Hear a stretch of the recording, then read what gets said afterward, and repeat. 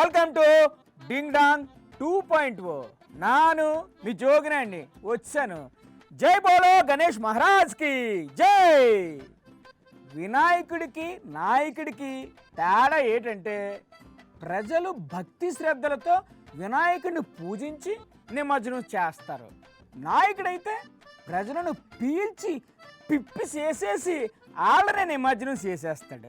That is difference between వినాయకుడు and నాయకుడు. ఇకపోతే ఈ వారం కూడా మన నాయకుల మాటలు, పంచులు, తమాషాలు చూసేద్దాం. ముందుగా హెడ్లైన్స్. నా పేరు తలుచుకోండి అని అడుక్కుంటున్న చంద్రబాబు. ఒక్కసారి ఈ పింఛన్ ఇచ్చేవాళ్ళని కూడా మీరు తలుచుకుంటే. తనపై ఎల్లో మీడియాలో పెట్టిన థంబ్నెయిల్స్ పై అంబటి రియాక్షన్. అసలు బిఆర్ నాయుడు కన్నా పెద్ద అంబుతి ఎవరు ఉన్నారా? అది పళ్ళు లేని చెట్టు అని పవన్ పై పేర్నాని సెటైర్. పొళ్ళున్న చెట్టుకి రాళ్ళు వేస్తానన్నారు. నాకైతే పొళ్ళేం కనపడతలే మీ చెట్టుకి. తనని మళ్ళీ మళ్ళీ ముఖ్యమంత్రిని చేసే బాధ్యత టీచర్లదే అన్న రేవంత్ రెడ్డి. మీరు మంచిగా పనిచేస్తే రెండోసారో మూడోసారో కావడానికి ఉంటుంది. ట్యాంక్ బండిపై దారి తప్పిన సీమ సిన్నమ్మ. మా బావ తప్పిపోయినాడున్నా, నీకు కనపడినాడా? తప్పిపోయి ఉన్నాడమ్మా, నీతో ఏగలాగా తప్పించుకొని పోయి ఉంటాడు. నిమజ్జనం రిపోర్టింగ్ లో తిరకాసు తిప్పలు.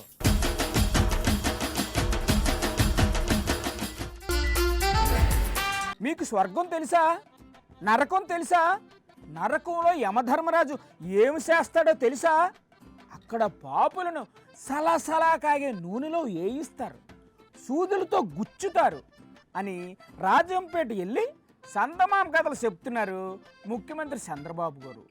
నేను మీకు పెన్షన్ ఇస్తున్నాను కాబట్టి రోజు ఉదయాన్నే లేచి నన్ను తలుసుకోండి అని అక్కడున్న పబ్లిక్ను రిక్వెస్టింగ్ చేస్తున్నారు చంద్రబాబు గారు.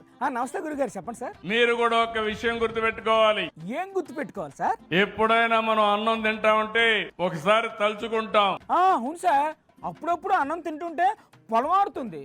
ఒక్కసారి ఈ పింఛన్ ఇచ్చేవాళ్ళని కూడా మీరు తలుచుకుంటే ఇంకా ఎక్కువ పింఛన్ రావడమే కాకుండా మీ జీవితాల్లో వెలుగులు వస్తాయని మరొక్కసారి మీ అందరికి విజ్ఞప్తి చేస్తున్నా. మిమ్మల్ని తలుసుకోవాలా? పింఛన్లు మీరిస్తున్నారా? ఒకే ఒక విషయం చెప్తున్నాను. ఏంటది? 30 ఏళ్ళు నన్ను చూశారు. ఇప్పుడు కూడా చూస్తున్నాగా సార్. ఎప్పుడన్నా నేను లీవ్ తీసుకున్నానా అని మిమ్మల్ని అడుగుతున్నా. మాకేటి తెలుసా మీరు లీవ్ తీసుకున్నారో లేదో? నిద్ర లేస్తే నిద్రపోయే వరకు మెషిన్ మారిగా పనిచేస్తున్నానా లేదా అని మిమ్మల్ని అడుగుతున్నా. అలా అడిగితే లేదు చెప్పరు సార్, చేతులు ఎత్తమానండి. అవును అంటే చేయలేదు చెప్పండి అవునని. అది అలా అడిగితే రెస్పాన్స్ వెంటనే ఉంటది. రాష్ట్రంలో నాకు 4వ ప్లేస్ ఇచ్చారు, దేశంలో 3వ ప్లేస్ ఇచ్చారు ముఖ్యమంత్రుల్లో పాపులారిటీ కింద. అవునా? Congratulations sir. ఎందుకు మొదటి స్థానం చెప్పలేకపోయారని మిమ్మల్ని అడుగుతున్నా. నేను పాపులారిటీ సంగతి మాకు తెలదు కానీ సార్, దేశంలో అత్యంత ధనవంతులైన ముఖ్యమంత్రులు మీరే నెంబర్ 1 అంట సార్. సరే గాని ఇంకేంటి సార్ విశేషాలు? రాజంపేట మంచి నియోజకవర్గం. మరి అంత మంచి నియోజకవర్గంలో ఎందుకు ఓడిపోయారు సార్? కొన్ని కారణాల వల్ల మీరు మాకు ఓట్లు వేయలే. అదిగో ఆయన ఎవరో జిల్లా కావాలంటున్నాడు, ఇచ్చేస్తారా? అదేనయ్యా, జిల్లా జిల్లా అంటున్నావు, జిల్లా కావాలి. మోసం చేసే వాళ్ళకి ఓటేస్తుంది. ఇప్పుడు నాకు న్యాయం చేయమంటే ఓట్లు వేసే వాళ్ళకి ఏం చెప్పాలి నేను? మీరేం మాట్లాడుతున్నారు? దాని అర్థం ఏటో, తాత్పర్యం ఏటో నాకేట అర్థం కావట్లేదండి. మనం అందరం స్వర్గం విన్నాం. సడన్ గా స్వర్గం టాపిక్ ఎందుకు వచ్చింది సార్? విన్నారా? స్వర్గం చూడలేదు కానీ విననైతే విన్నాం. నరకం విన్నారు. నరకం గురించి కూడా చందమామ కథల్లో చదివాం సార్. అంటే ఏంటి? ఏమో సార్, మాకు తెలదు. ఎప్పుడు వెళ్ళింది లేదు, చూసింది లేదు. మీకు తెలిస్తే చెప్పండి. మంచి చేస్తే స్వర్గానికి పోతారు. ఓహో అలాగా, మీకు చాలా విషయాలు తెలుసుమా. తప్పు చేస్తే ఎక్కడికి పోతారు? ఇంకెక్కడికి? రాజమండ్రి సెంటర్ జైలుకి పోతారు. ఎక్కడికి పోతారు? పోనీ మీరు చెప్పండి సార్. నరకానికి పోతారు. ఓహో అంటే దొంగ హామీలు ఇచ్చి ప్రజలను మోసం చేసే రాజకీయ నాయకులందరూ డైరెక్ట్ గా నరకానికి పోతారన్నమాట. అక్కడ ఏం చేస్తాడు యమధర్మరాజు? మాకెలా తెలుస్తుంది సార్, మేము ఎప్పుడు వెళ్ళలేదు. మీకు తెలిస్తే చెప్పండి. తలసలగాలి ఆయిల్లో వేసి కాల్చే పరిస్థితులు అవునా కాదా సార్? మీకు దండం పెడతానండి. ఈ సందమామ కథలు ఆపేసి ఇంకేదైనా చెప్పండి సార్. రేపు రాబోయే రోజుల్లో సంజీవని అనే ఒక ప్రాజెక్ట్ తీసుకొస్తున్నా. ఆ ప్రాజెక్ట్ తో ఏం చేస్తారు సార్? అందరి ఆరోగ్యం కాపాడే విధంగా శ్రీకారం చుడుతున్నాం. అంటే ఏం చేస్తారు? ప్రపంచంలో ఉండే నాలెడ్జ్ అంతా తీసుకొచ్చి పేదవాడి ఆరోగ్యాన్ని కాపాడడానికి ఏ మందు అవసరమో ఆ మందే ఇచ్చి మిమ్మల్ని కాపాడుకునే బాధ్యత తీసుకుంటామని కూడా తెలియజేస్తున్నా. ఎందుకు సార్? ఆల్రెడీ మీరు తెచ్చిన 99 రూపాయల మందు ఉంది కదా, ఇంక ఏరే మంది ఎందుకు? డబ్బులు దండగా. అదిగదిగో అక్కడ అంబట్ గారు ఉన్నారు. నమస్తే గురుగారు. ఏంటి సార్ లేటెస్ట్గా మిమ్మల్ని టార్గెట్ చేసినట్లుంది కూటమి ప్రభుత్వం. ఎల్లో మీడియాలో ఏటేటో వార్తలు వస్తున్నాయి, చూసారా? వార్తలు నాకు వస్తున్నాయి. మరి ఆ వార్తలను చదివారా సార్? వార్తలంటే దేనిలో ఉండాలా? ఆంధ్రజ్యోతిలో వచ్చింది. ఏమొచ్చింది సార్ అందులో? రంబటి ఏమిటిది అని నా మీద చాలా ఎలిగేషన్స్ పెట్టారు. అయితే ఖచ్చితంగా వాళ్ళు ఏదో పెద్ద స్కెచ్ చేసి ఉంటారు. ఆంధ్రజ్యోతి రాధాకృష్ణ ఏమో వేశాడు ఇత్తనం. విత్తనమా? అది ఎక్కడి నుంచి వచ్చింది సార్? ఈ ఇత్తనం కూడా ఎక్కడి నుంచి వచ్చింది తెలుసా? ఎక్కడి నుంచి వచ్చింది? లోకేష్ గారి దగ్గర నుంచి వచ్చింది. ఏంటి ఈ మధ్య లోకేష్ గారు ఇత్తనాలు కూడా తయారు చేస్తున్నారా? లోకేష్ గారు చంద్రబాబు నాయుడు గారు కలిసి ఇత్తనం తయారు చేశారు. ఆ ఇత్తనం తయారు చేసి ఏడు చేశారు? ఆ ఇత్తనాన్ని రాధాకృష్ణ గారు ఆయన పేపర్లు వేశాడు. మరి ఇత్తనం ఒక్కటే నాటితే సరిపోతుందా సార్? దానికి నీళ్లు పోస్తున్నాడు. ఎవరు నీళ్లు పోస్తుంది? ఎవరు? TV5 బిఆర్ నాయుడు ఆహా, ఇవాళ నీళ్లు పోశాడు. రేపు ఎరువేస్తాడు. ఎవరు? ఎరువు ఎవరేస్తారు సార్? కిరణ్ గారు ఈనాడు ఆయన ఎరువేస్తాడు. మరి అదే కోఆర్డినేషన్ అంటే. అది సరే కానీ సార్ ఆ తంబనైన్స్ ఒకసారి చూపించండి. ఒకటి కాదు రెండు కాదు అంబటి అవినీతి చిట్టా సంబరం చేసుకుంటున్నాడు. ఇంకా ఏంటి రాశారు సార్? ఇంకోటి కామెడీ, భలే కామెడీగా అబ్బా అంబటి దొరికేశాడు, పట్టేసుకున్నారు నన్ను. ఇంకేంటి ఉన్నాయి సార్? చెప్పండి చెప్పండి, బాగుంది, ఇంట్రెస్టింగ్ గా. ఇది చూడండి, జగనన్న కాలనీలో ఆంబోతుల మేత. ఆంబోతుల? అసలు బిఆర్ నాయుడు కన్నా పెద్ద ఆంబోతు ఎవరు ఉన్నారా? ఏంటి సార్ అంత పెద్ద మనిషిని పట్టుకొని ఆంబోత్ అంటారు?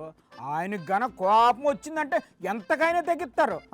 అసలు చంద్రబాబు నాయుడు కన్నా పెద్ద ఆంబోతు ఎవరు ఉన్నారా?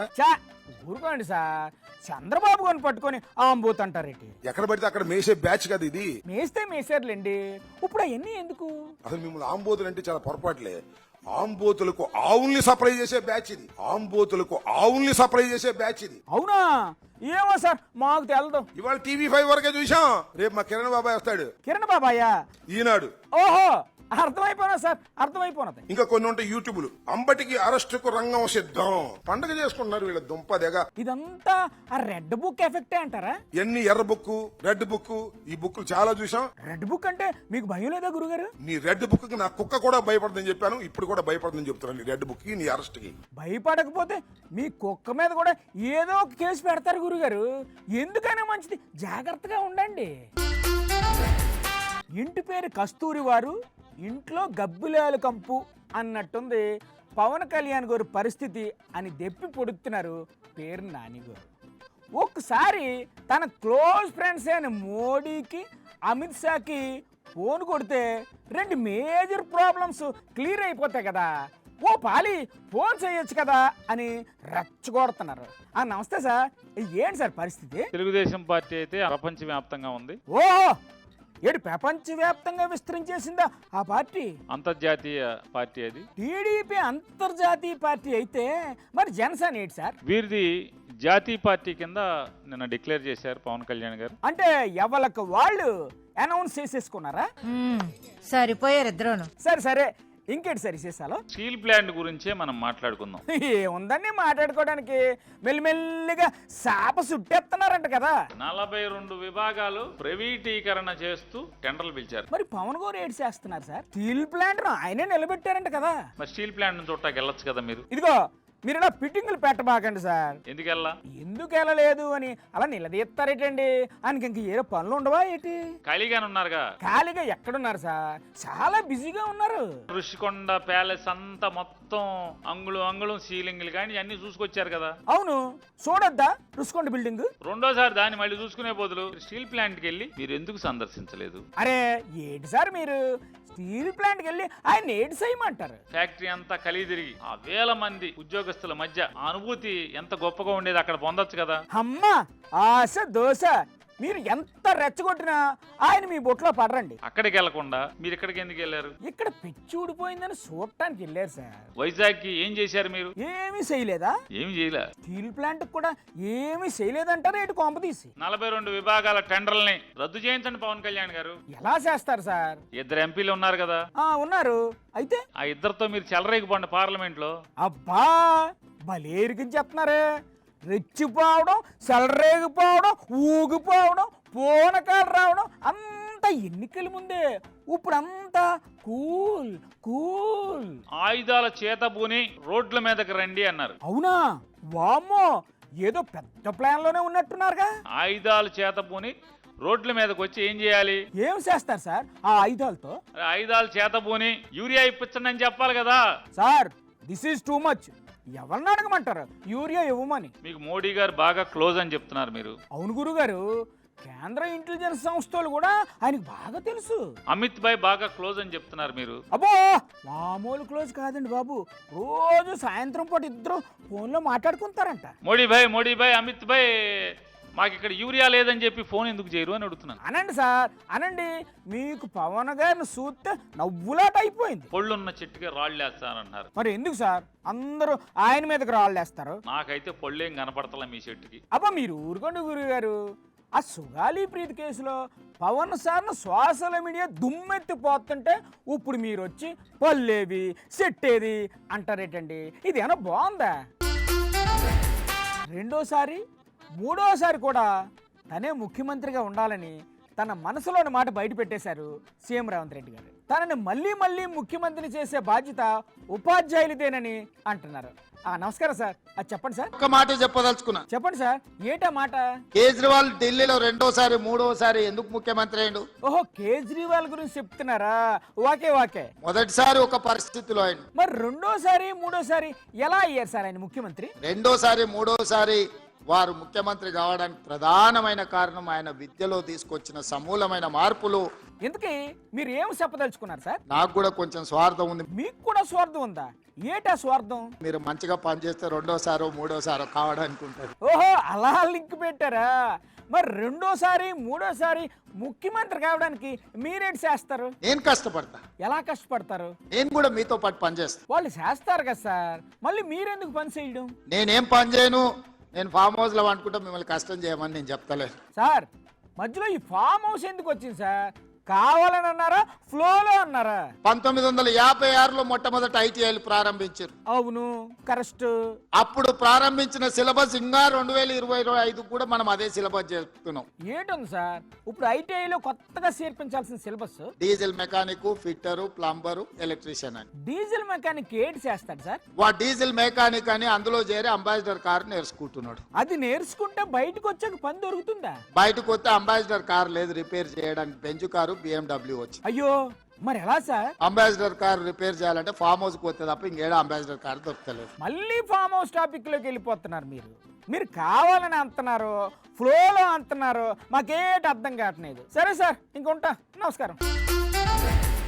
యూరియా కోసం రైతులు ఎలాంటి ఇబ్బందులు పడటం లేదు. వాళ్ళందరూ చాలా సంతోషంగా ఉన్నారు, చాలా ఉల్లాసంగా ఉన్నారు.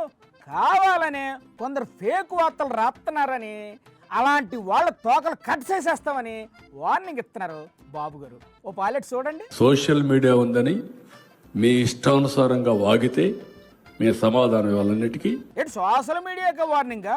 పెద్ద వార్నింగే ఇది.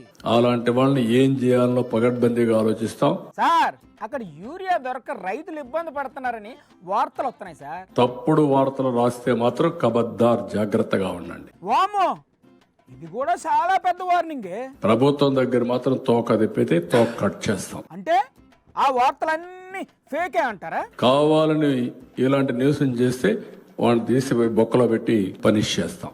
తమాషా అనుకోవద్దండి. సరే సర్లేండి సార్.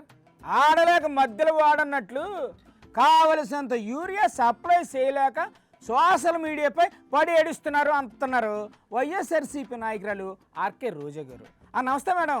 బాబు గారు వార్నింగ్ విన్నారా? ఫేకుల పని పడతారట. ఎందుకు పడతారు? మేమేం అబద్ధం చెప్పాము? కావాలని ఫేక్ వార్తలు రాస్తున్నారంట కదా. ఈనాడులో కూడా సేమ్ అదే రోజు వచ్చింది. ఏం రాశారండి అందులో? చూసారు కదా, యూరియా ఏదయ్యా ఫోటోతో సహా వేశారు. ఆ, ఇంకా అలాగే మీరు చూస్తే ఆంధ్రజ్యోతిలో యూరియా వెతలు, ఏంటి ఎల్లో మీడియాలో కూడా రాశారా? అరే ఇప్పుడు ఎలా మరి? అలాగే యూరియా ఇవ్వండి అయ్యా అని ఏ ఏ ప్రాంతంలో రైతులు నిరసనలు చేస్తున్నారు, క్యూలో ఎండల్లో అవస్థలు పడుతున్నారు క్లియర్ గా వేస్తే, మరి ఈరోజు సాక్షిని మాత్రం ఎలా తిడతారు? మరి ఈనాడు నుంచి ఆంధ్రజ్యోతిని తిట్టరా? వాళ్ళు చుట్టాలు కదా మేడం, ఎందుకు తిట్టుకుంటారు చెప్పండి? ఇది ఫేక్ ప్రచారం అని చెప్తున్నారే. ఈ మాట రైతులు ఎక్కడైతే నిరసన తెలియజేస్తున్నారో అచ్చెన్నాయుడు గాని పవన్ కళ్యాణ్ గాని చంద్రబాబు నాయుడు చెప్పగలరా? వెళ్ళి ఏమి చెప్పమంటారు? మేము ఎరువులు యూరియా సక్రమంగా ఇస్తున్నాం, మీరు తినింది అరక్క నించున్నారని చెప్పగలరా అని నేను అడుగుతున్నా. అసలు నిరసనలు తెలిపే రైతుల్ని కూడా ఫేకే అంటున్నారండి బాబు గారు. ఏడు చేయమంటారు? నాతో పెట్టుకుంటే నరకం స్పెల్లింగ్ ఎలా ఉంటుందో మీతో రాయిస్తా అని అదేదో సినిమాలో డైలాగ్ ఉంది. అదే డైలాగ్ను మరింత పవర్ఫుల్గా చెప్తున్నారు కేఏ పాల్ గారు. నమస్తే సార్, చాలా రోజులైంది సార్ మీరు కనపడి.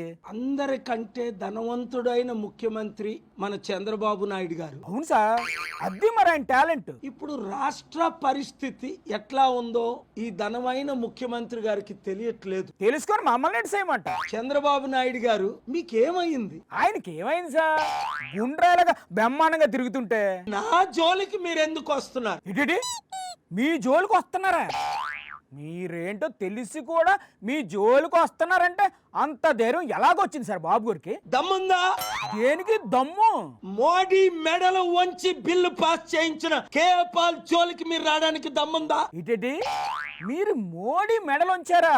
వామ్మో, మీరు మామూలు మనసు కాదు గురుగారు. మీ అబ్బాయి లోకేష్ చేస్తున్నాడేమో, ఏం చేస్తున్నాడో నేను చెప్పను ఇప్పుడు. మరి ఎప్పుడు చెప్తారు? థర్స్డే తర్వాత చెప్తా. థర్స్డే వరకు ఎందుకు సార్ ఆగడం? అదేదో ఇప్పుడే చెప్పొచ్చు కదా. నేను చెప్తే ఎలాగలా ఉండదు. మరి ఎలాగుంటది? అందరికంటే మీకు మోదీ గారికి ఎక్కువ తెలుసు. ఇప్పుడు బాబు గారిని ఏం చేయమంటారు సార్? ముందది చెప్పండి. నీ కొడుక్కి చెప్పు.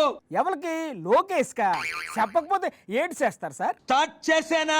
వామో, స్టార్ట్ చేస్తే ఏమవుతుంది సార్? మీరు రెడ్ బుక్ అమలు చేయడానికి లేట్ పడుతుంది. నేను రోజుల్లో అమలు చేస్తా, కేసు మీద కేసేసి. ఇందాకటి నుంచి బాబు గారికి వార్నింగ్ల మీద వార్నింగ్లు ఇచ్చేస్తారా? అసలు మీ డిమాండ్లు ఏంటి గురువు గారు? నా సొసైటీలు నా చారిటీలు నన్ను చేసుకొనియండి. చేసుకోనివ్వకపోతే నా ఫైట్ స్టార్ట్ అవుద్ది, మీ అంతం స్టార్ట్ అవుద్ది. ఊరుకోండి, ఇలాంటి వార్నింగ్లు చాలా చూసారు ఆయన. నేను గాని పాదయాత్ర మొదలు పెట్టానా? ఏంటి సార్ పాదయాత్ర చేస్తారా? ఎందుకు సార్ అంత రిస్క్? కూర్చొని మ్యాటర్ సెటిల్ చేసేసుకోండి. చిన్నమ్మా, ఓ చిన్నమ్మా, ఎక్కడికి వెళ్తున్నావు? వచ్చినావా? యాడికన్నా పోదామంటే ఇంట్లో నుంచి బయటకు వస్తే చాలు కాసుకొని కూర్చుంటాడు ఈ అప్ప. యాడికి ఏంటికి అని పారం తింటాడు. ఏటి చిన్నమ్మా, నీలో నువ్వే మాట్లాడుకుంటున్నావు. అందరికి వినిపించేలా మాట్లాడితే ఎవరి మనోభావాలన్నా దెబ్బతింటాయేమోనని నాలో నేనే మాట్లాడేసుకుంటాడా. మనోభావాల సంగతి సరే గాని మీ బావ ఎక్కడా? ఈ మధ్య కనిపించడం లేదు. అదిగో వెనకాల ఈడ్చుకుంటా వస్తా అన్నాడు. సరే సరే గాని ఆ వినాయకుడిని తీసుకొని ఎక్కడికి వెళ్తున్నావు? ఈ వినాయకుడిని నిమజ్జనం చేద్దామని హైదరాబాద్ పోతాండా. ఏంటి నిమజ్జనం చేయడానికి హైదరాబాద్ పోతున్నావా? ఏంటి మీ ఇంటి దగ్గర చెరువులు ఏమీ లేవా? ఇది వరకు ఉండి విన్నా, ఇప్పుడు మొత్తం మింగేసినారు నాయకులందరూ కలిసి. అందుకే హైదరాబాద్ పోతాండా. మరి హైదరాబాద్ పోతున్నావు బాగానే ఉంది, అక్కడ ఎవరైనా తెలిసినా నీకు? తెలియకపోవడం ఏందిన్నా, మా ఆగ మంజమ్మ ఆడే కదా ఉండేది. చిన్ని ఒక్కసారి మా ఇంటికి రావే అని చాలా దినాల నుంచి పిలుస్తుంది. ఇదిగో ఈ నాటికి కుదిరింది. ఎల్లు మా తిరకాసాని కూడా అక్కడ రిపోర్టింగ్ లో ఉంటాడు. ఏమైంది బా? ఇట్లా నత్తలెక్క నడిస్తే ఎట్లా పోయేది హైదరాబాద్ కు? ఇట్లా నడిస్తే భారం అయితే అది పోయేదానికి. బిన్నారా? అదిగో తిరకాసాని లైన్లోకి వచ్చాడు.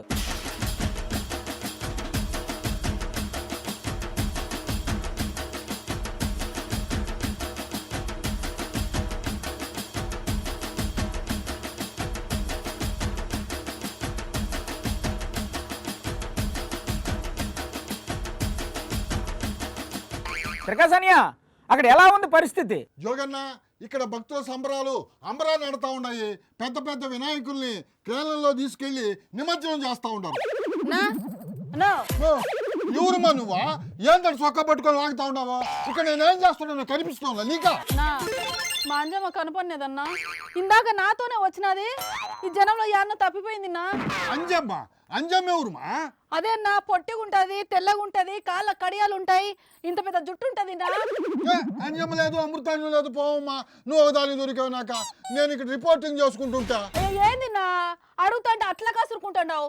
మనిషికి వచ్చినంత కోపం వస్తుంది. సరిపోయారు ఇద్దరును. ప్రకాశానియా ఏంటది? తెలిస్తే తెలిసని చెప్పు, లేదంటే లేదని చెప్పు. ఎందుకు అలా ఇసుక్కుంటున్నావు? అది కాదు జోగన్న, పొద్దుటి నుంచి ఇక్కడ నిలుచుకొని రిపోర్టింగ్ చేస్తానే ఉండా. మధ్య మధ్యలో ఇట్లా డిస్టర్బ్ చేస్తే ఆ ఫ్లో మిస్ అవుతుంది కదా. సరే సరే, నువ్వు కంటిన్యూ చెయ్యి. మొత్తం మీద ఇక్కడ చూసుకుంటే చాలా ఉత్సాహభరితమైన వాతావరణంలో నువ్వు మళ్ళా వచ్చావా తల్లి? ఎవరో అమృతాంజనం కనిపించలేదు అని అడిగింది నువ్వే కదా? అమృతాంజనం కాదున్నా, అంజమ్మ. కనిపించిందా మరి మీ అంజమ్మ? అంజమ్మ కనపడినది. అంజమ్మ కనిపించింది కదా, మళ్ళా ఇంకేం కావాలమ్మా నీకా? మా బావ తప్పిపోయినాడున్నా, నీకా నీ కనపడినాడా? తప్పిపోయి ఉంటాడమ్మా, నీతో ఏగలాగా తప్పించుకొని పోయి ఉంటాడు. ఇదిగోన్నో మా బావను కానీ ఏమైనా అన్నేవంటే ఊకునేదేలే. ఏమమ్మా నాకు తెలియక అడుగుతా ఉండా, ఇదేమన్నా ఆర్టీసీ ఎంక్వైరీ అనుకున్నావా ఏందా? ఇందాకటి నుంచి వాళ్ళు ఎట్టపోయారు వీళ్ళు ఎట్టపోయారు అని సంపతున్నావు కదమ్మా నన్న. మరి నువ్వు ఏంటికుండవయ్యాడా దండం కాకపోతే? ఏంది జోగన్న ఇదా? ఎట్లా కనిపిస్తున్నానా నేను వీళ్ళకి? రిపోర్టింగ్ చేయమంటావా లేకపోతే తప్పించుకుపోయిన వాళ్ళందరినీ ఇదికి తీసుకొని రమ్మంటావా? అదంతా నువ్వేం పట్టించుకోక తిరగాసనియా, నువ్వు చెప్పేది చెప్పు. అది కాదయ్యా, చుట్టూ ఇంతమంది ఉన్నారు కదా, అడ్రస్లు చెప్పడానికి నేనే దొరికాను నీకా? అడ్రస్లు చెప్పాలంటే అడ్రస్లు ఓ పోవాయా, ఇటు రిపోర్టింగ్ చేసుకుంటున్నావా? అయ్యో, మా తిరకాసానిని ఈ లెవెల్లో బతకనిచ్చేటట్టు లేరు. తిరకాసానియా, నువ్వు కూసేపు రెస్ట్ తీసుకో, మళ్ళీ నేను ఈ లైన్లోకి తీసుకుంటాను. ఇవ్వండి ఇవాల్టి ముచ్చట్లు. మరిన్ని జామ్ జటకలతో మరో ఎపిసోడ్లో కలుసుకుందాం. అంతవరకు సెలవు, నమస్కారం.